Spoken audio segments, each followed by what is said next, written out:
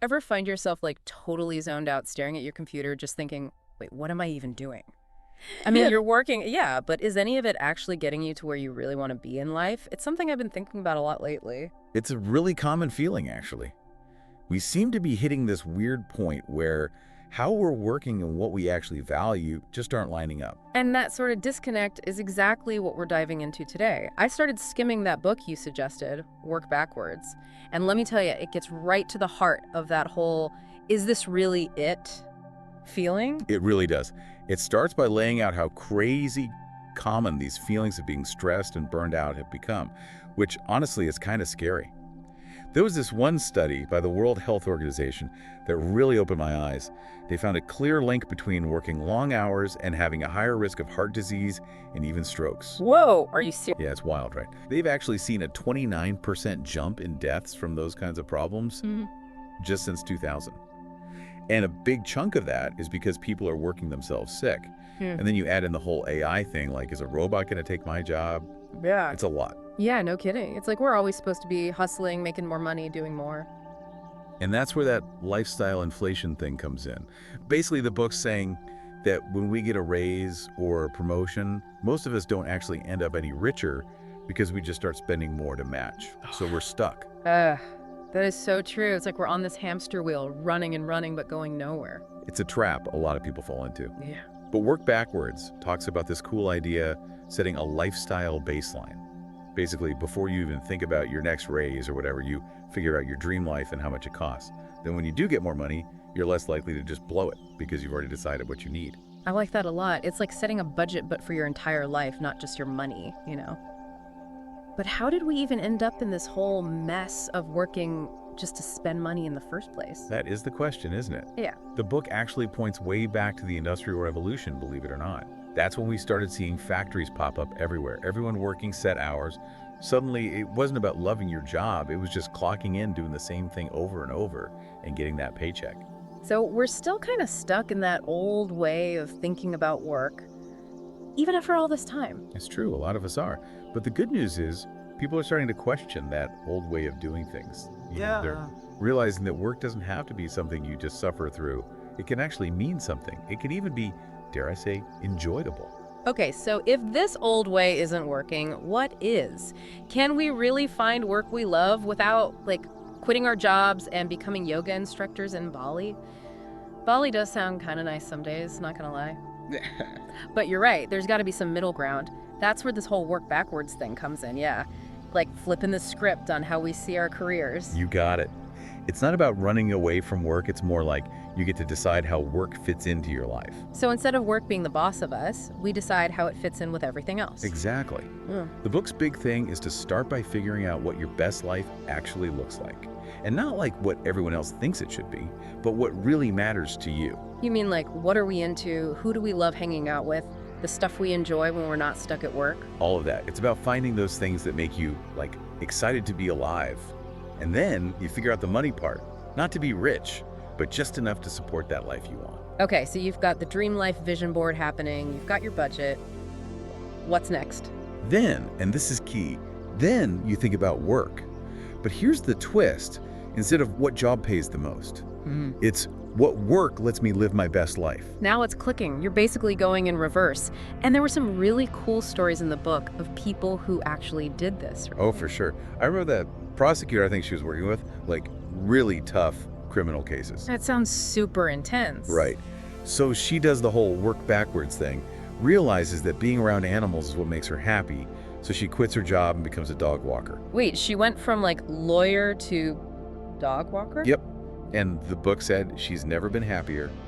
She makes a living doing something she loves, which is the whole point, right? I'm kind of blown away by that. And there were a few other examples that I can't get out of my head, like those bakers, Anna and Sam. They decided right away that they wouldn't be open every day no matter what. I love that one. They close up shop 2 days a week so they can chill, work on new recipes, actually have a life. It's so cool seeing people ditch that whole always on thing and make businesses that work for them.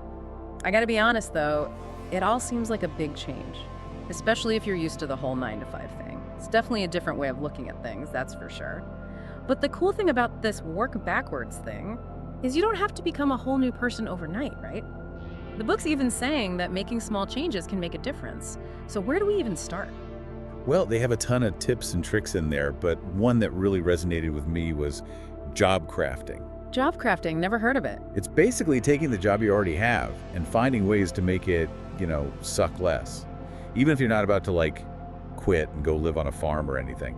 They were saying that even little changes to your day can make you feel way better about work in general. Okay, now I gotta know more. How do you actually craft your job? They break it down into 3 parts. So first, you look at the stuff you actually do all day. Can you ditch some of it? Or find a way to make it more interesting? So it's about, being the boss of your own to-do list? Kinda. The second part is all about the people you work with. Can you get to know your coworkers better? Find a mentor, someone who can help you out. Having good people around makes a huge difference, Oh, tell me about it. And what's number 3? That one's called cognitive reframing. It's basically changing how you think about your work. So instead of being all bummed about the bad stuff, you try to see the good parts? Yeah, exactly. They even found this study, get this, doctors who could find meaning in just 20% of their work were way less likely to get burned out. Wait, 20%, that's it. That's kind of hopeful. All right, so job crafting, got it. What other tricks does the book have up its sleeve? Well, it also digs into the whole remote work thing, hybrid schedules, being flexible, which obviously has become a big deal lately. Sure, but I bet that comes with its own challenges. Oh, totally. And the book's big point is there's no one right answer when it comes to this flexible work stuff. The key is figuring out what works for you and also, getting your work done. Makes sense.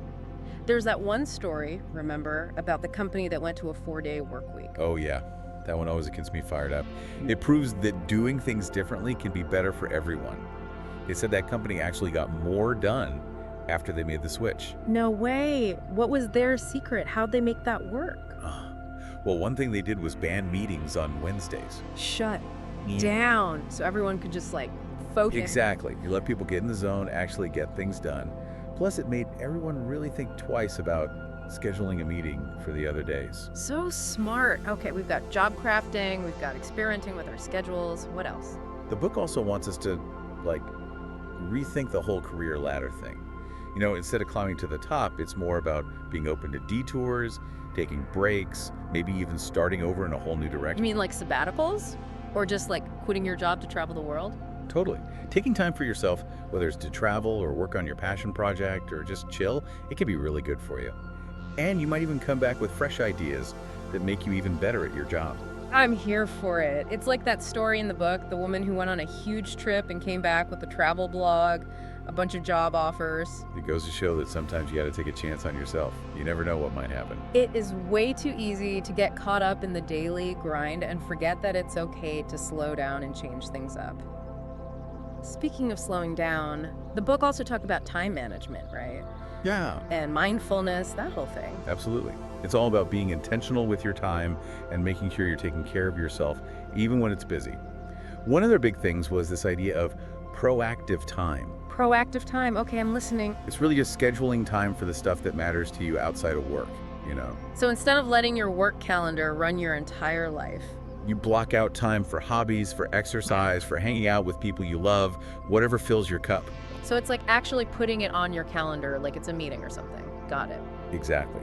The book says that by making that little shift, putting our well-being first, we can actually get some of our time and energy back. Love it. It's we get to be in charge of our calendars again. And on a similar note, work backwards is big on that whole mindfulness thing too, right? Putting down our phones and all that. Totally. They want us to rethink how much we're letting tech control our lives. Yeah. Stepping away from the screens, even for a little bit, can do wonders for our mental health. It is way too easy to get sucked in. Emails, social media, all of it. Guilty as charged. We all are. But even just a few minutes of being present, whether it's meditating or taking a walk without your phone, can make a difference. This whole conversation has been a huge wake-up call. I really had no idea how much power I actually have over my work life. That's the best part of work backwards. It's not about finding the perfect job or escaping work altogether. It's about deciding what's important to you, and then making your work fit into that, even if it takes some time. It's about making work for you, not the other way around. And even with AI changing everything, this book reminded me that ultimately we're still in the driver's seat. 100%. And it leaves us with this really big question. If AI is going to be doing more and more of the robotic stuff, how do we use our human skills, creativity, empathy, all that, to find work that lights us up? That's something to think about for sure. And if you want to dig into work backwards yourself, we've got links to all sorts of resources and exercises from the book in the show notes. Don't be afraid to experiment, set some boundaries, and figure out what matters most to you. You really can create a work life that you actually enjoy. Beautifully said. And on that note, it's time for us to wrap up this deep dive. Until next time, keep exploring, keep asking questions, and keep looking for that work that makes you feel truly.